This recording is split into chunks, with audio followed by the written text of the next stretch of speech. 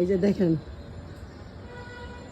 আমার গাছে বটবটি ধরছে, এখানে এখানে আরো আসতেছে।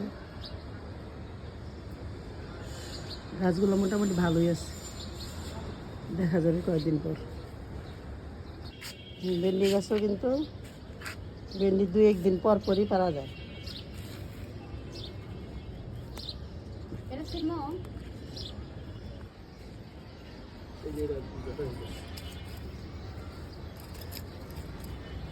কেচিটা ইয়া হয়ে গেছে।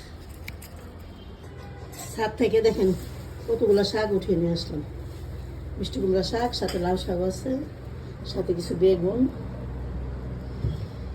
সাথে আরো যায় আর কি, অল্প অল্প সব কিছু উঠানো যায়। কি রান্না করলাম দেখেন, দেশি মুরগি বগুড়ার আলু দিয়ে।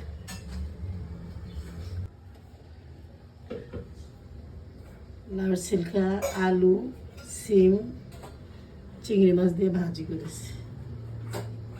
ওই যে সকালে ছাদের শাক, বেগুন, বটবটি এগুলা উঠিয়েছি, এগুলা দিয়ে বিচি আলু দিয়ে, সিমের বিচি সব একসাথে দিয়ে শুটকি দিয়ে রান্না করেছি। কেমন হলো সবাই কমেন্ট করে জানাবেন। আম দিয়ে ডাল রান্না করেছি।